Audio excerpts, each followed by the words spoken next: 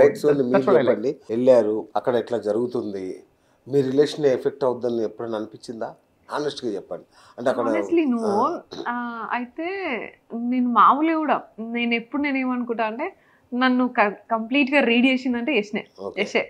అంటే like you know నేను next ఏం ఆలోచిస్తా, నేను నెక్స్ట్ ఏం చేస్తా అని తెలిసిందైనా యశే. అండ్ నేను ఒక మనిషిని దగ్గర తీసుకుంటే ఎంతవరకు దగ్గర తీసుకుంటా, అండ్ ఒక మనిషిని తీసుకోలేకపోతే అసలు ఎట్లా తీసుకోను అనేది కూడా ఆయనకు తెలుసు. మేము ఇది వరకు మాట్లాడుకున్నాము చాలాసార్లు. నువ్వు ఎందుకు వీళ్ళని ఒకసారి వద్దు అని అనుకుంటే వద్దు అన్నట్టే ఎందుకుంటావు అమ్మా, ఇట్లా అట్లా ఉండొద్దు ఇట్లా అని నేర్పించుకోవడము లేకపోతే చెప్పడము అటువంటి డిస్కషన్స్ కూడా అయినాయి. కాబట్టి I was not at all worried. And నా అంటే తెలిసిపోతుంది యష్కి లైక్ యష్ అంటే అమెరికా నుంచి వచ్చాడు ఇవన్నీ సరే ఓకే కామన్ అనుకుంటాడు. వాళ్ళ పేరెంట్స్ అసలు యష్ కంటే అసలు నన్ను ఇంకా ఘోరంగా నమ్మేదంటే ఆంటీ అంకులే. అసలు వాళ్ళకి నువ్వు వెళ్ళి నువ్వు ఇంకేమన్నా చూపి వాళ్ళు నేనేందో వాళ్ళకి తెలుసు. నేను ఎట్లా చూస్తా ఒక మనిషిని లైక్ యూనో మెయిడ్స్ అయినా నేను ఎట్లా చూస్తా, ఎవరిని ఎట్లా దగ్గర తీసుకుంటా అనేది వాళ్ళకి తెలుసు. నేను I will go like Sammayya అని ఉంటాడు, ఆయన పోయి హక్ చేసుకొని మంచిగా ఉన్నావా బాబా ఇట్లా అని చెప్పేసి మాట్లాడితే అంకుల్ మంచి హ్యాపీ ఫీల్ అవుతారు. అండ్ అందరు ఊర్లో కూడా అట్లనే చెప్తారు అన్నట్టు, మంచిగా దగ్గర తీసుకొని మాట్లాడుతుంది అందరినీ ఇట్లా అనేసి చూస్తారు. అండ్ యష్ వాళ్ళ అత్తమ్మ ఉంటుంది, మేనత్ ఉంటుంది. అసలు ఆమెనైతే నేను ఆమెకి అసలు పవన్ కళ్యాణ్ నేను అట్లా చూస్తుంది ఆమె. సో అది వాళ్ళు over the period of time చూసిర్రు నేను ఎవరిని ఎట్లా ట్రీట్ చేస్తే ఎట్లా ఎంత ప్యూర్గా ఉంటా ఇట్లా చూసిర్రు. కాబట్టి నా దగ్గర ఉన్న వాళ్ళు, నా క్లోజ్ పీపుల్, నా ఫ్యామిలీకి ఎప్పుడు కూడా నాతో ఇటువంటి ప్రాబ్లం లేకపోతే ఇట్లా ఉందేంది అనేది రాలేదు. ఎందుకంటే దే నో నేను ఎంతవరకు వాల్యూ ఇస్తా ఒక మనిషికి అండ్ ఎట్లా చూస్తా అనేది వాళ్ళకి తెలుసు.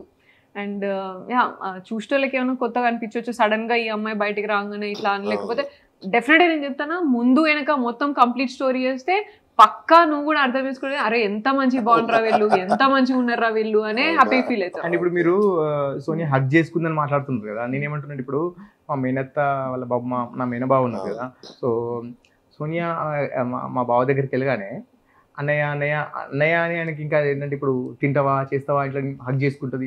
ఐ మీన్ లైక్ చాలా కార్డియల్గా ఉంటుంది.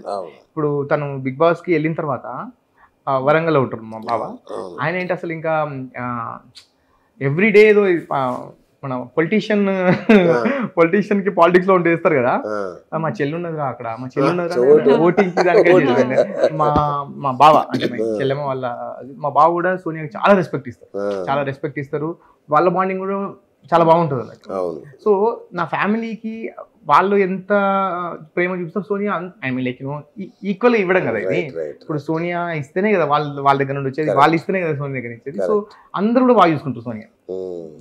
సో ఇవన్నీ ఇప్పుడు మీరు అన్ని చెప్పారు కదా, ఇప్పుడు ఎగ్జాంపుల్ కామెంట్ చేసే వాళ్ళు కావచ్చు, రివ్యూ చేసే వాళ్ళు అందరు కావచ్చు, ట్రోలర్స్ అనుకున్నాం. వాళ్ళు ఎవరైతే అంటే సోనియాని ఇట్లా చేస్తే ఈ కామెంట్ పెడితే వాళ్ళకి ఆమె ఏమైనా ఎఫెక్ట్ అవుతుంది కావచ్చు, వాళ్ళ ఫ్యామిలీ ఏమైనా ఎఫెక్ట్ అవుతుంది అని అనుకుంటే అడుగు వాళ్ళు ఫెయిల్ అయ్యారు అనుకుంటున్నారు.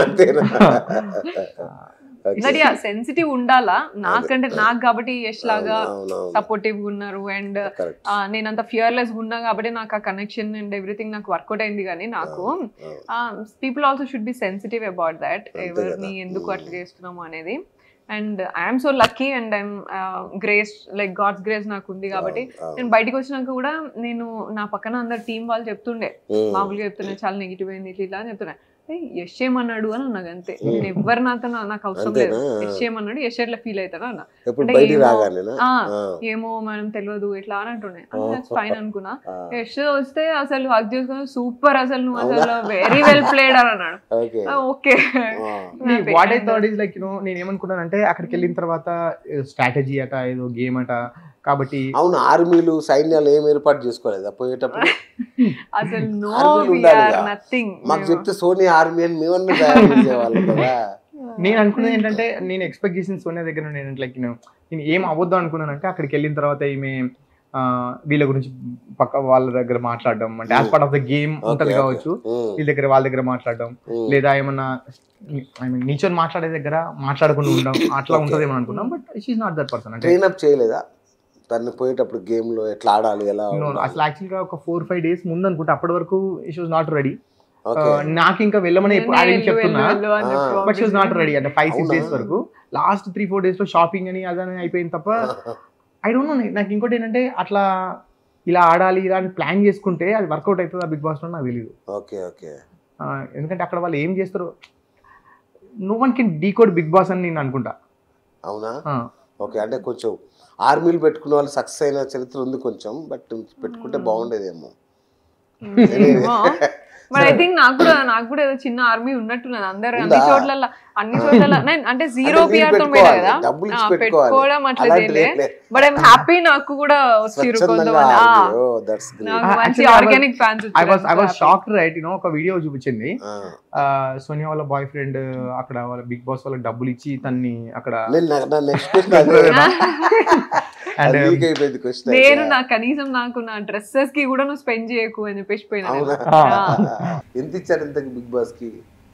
బిగ్ బాస్ వాళ్ళైతే ఎన్నో కోటి ఇచ్చాను బిగ్ సోనియాని అక్కడ ఉంచడానికి చెప్తున్నారు. అండ్ యాక్చువల్లీ ఏంటంటే ఏదో కార్ వెళ్తుంది అన్నపూర్ణ స్టూడియోస్ కి, అందులో యష్ ఉన్నారు, 2 సూట్ కేసు పట్టుకొని వెళ్ళారు. నా 2 సూట్ కేసులు ఎంత డబ్బు పడుతుంది.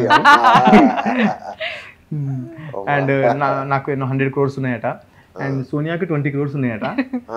నాకు చెప్పలేదు ఎప్పుడు. అదే 50 కోట్లు కదా, పర్సనల్ 20 crores నాకు ఎప్పుడు చెప్పలేదు. మరి నాకు 100 crores ఉన్నాయట. సో ఒక ల్యాంబోర్గినీ కార్ పెట్టి 100 crores ఒప్పుకుంటారు. ల్యాంబోర్గినీ కార్ పెట్టి అది నాదే అంటున్నారు. అది ఇక్కడ చూడాలి ఇంకా. సరే, సడన్ గా షో అయిపోగానే దుబాయ్ ఎందుకు పారిపోయారు ఇద్దరు? పారిపోయారు. సో యాక్చువల్గా ఏంటంటే మేము షో అయిపోగానే ఐ థాట్ వేరే ఐ మీన్ ఒక 30 days వేరే అంబియన్స్ లో ఉంటారు కదా, ఫోన్ యూజ్ చేయకుండా ఇట్లా ఉంటారు కదా. సో ఆ టైంని నేను I want to spend with her. So నేను ఫ్లైట్ టికెట్ బుక్ చేసి అంతా చేశాను. బట్ తను ఏంటంటే అందరినీ వచ్చి అందరితో ఉంటాను, ఏంటంటే ఎవరికైనా క్యూరియాసిటీ ఉంటుంది ఎట్లా అయింది అని తెలుసుకోవాలి. సో బట్ బయటికి రాగానే నేనే తను రిసీవ్ చేసుకున్నాను. I have a plan that ఇప్పుడు 10 o'clock 10:30 నేను she came to me. I said that 1 o'clock flight Dubai వెళ్దాం అనుకుంటున్నా, బట్ ఇఫ్ యూఆర్ ఓకే, వద్దు అంటే వద్దు, వీ కెన్ గో హోమ్ అన్నాను. He said no that's fine, whatever you say అన్నది. అసలు అక్కడ నుండే ఎయిర్పోర్ట్కి వెళ్ళాం. I missed him, like miss అయినా. అండ్ చూసాం ఆ బ్యాడ్జ్లు వేసుకొని తిరిగారు, పాటలు పాడారు. మళ్ళీ ఒకసారి మా ప్రేక్షకుల కోసం. అయ్యో అసలే లిరిక్స్ రావు ఆల్రెడీ, వద్దులే. రైట్. సో ఏంటి నెక్స్ట్, వాట్ నెక్స్ట్? కొత్తగా ఏం లేదు, లైక్ నాకు కొత్తగా ఏం అనిపించట్లేదు. We're into the business every day, maximum time I will spend with her. So అది కంటిన్యూ అవుతుంది, అంటే కొత్తగా చేసేది ఏం లేదు. అండ్ నాకు ఇప్పుడు పెళ్ళైన తర్వాత కూడా కొత్తగా ఏం పెళ్ళి కూడా ఇదేనా, ఇవాళ ఎంత వచ్చింది రేపు ఎంత, నెవర్ కౌంటెడ్ మనీ. మేము ఎప్పుడు మనీ కౌంట్ చేయలేదు. But our happiness is like creating more employment. అంటే యాజ్ అ పర్సన్ గా ఎంత గ్రో అయ్యాం మనం. అండ్ తను ఎప్పుడు మాట్లాడినా కానీ ఇన్ని హోమ్స్ పెట్టాలి. మేము ఒక 100 girl children ఒక స్టార్ట్ చేసాము. 100 girl children ఒక 12 to 13 people ని మేము ఆల్రెడీ దత్త తీసుకొని. ఇన్ఫాక్ట్ నేను చెప్తున్నా సోనియా, ఫస్ట్ మా మీటింగ్ లో ఇండియాకి వచ్చాక మేము మాట్లాడుకుంది అదే, నాకు ఏదైనా చారిటీ చేయాలని ఉంది బిఎస్పీ, ఏం చేద్దాం ఫస్ట్ మాట. సో నాకు అక్కడే కనెక్ట్ అయ్యాడు బాగానే. రాగానే బిజినెస్ చేయాలంటారు ఎవరైనా కానీ, చారిటీతో మొదలు పెట్టారు కదా. బిజినెస్ లో కూడా నేను బిజినెస్ లో ఎంటర్ అయినాక అసలు నేను టోటలీ డిఫరెంట్ పర్సన్. మళ్ళీ బిజినెస్ అంటే బిజినెస్ ప్రాఫిట్ చూడాలి, లాస్ చూడాలి. Yash is not like that. Yash daily base law his nature is like service oriented nature, ఇట్లా అన్నట్టు ఉంటాడు. So that's where I moved. ఎందుకంటే తన కష్టాలు, అమెరికాలో తన పడ్డ కష్టాలు అవన్నీ. అంటే నేను చాలా తక్కువ స్థాయి నుంచి వచ్చింది. నేను ఏంటంటే అసలు చాలా తక్కువ స్థాయి నుంచి వచ్చాము.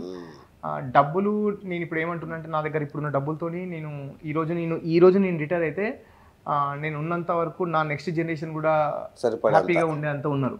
బట్ ఐ స్టిల్ అంటే ఇప్పటికి కూడా ఇంతసేపు ఎందుకు పని చేస్తానంటే, it's not just for money. ఎక్కువ ఎంప్లాయ్మెంట్ క్రియేట్ చేయాలి. ఇప్పుడు నన్ను చూస్తే, మమ్మల్ని చూస్తే ఒకటి నేర్చుకోవాలి అనే దాంతో ఉంటా ఉన్నట్టు.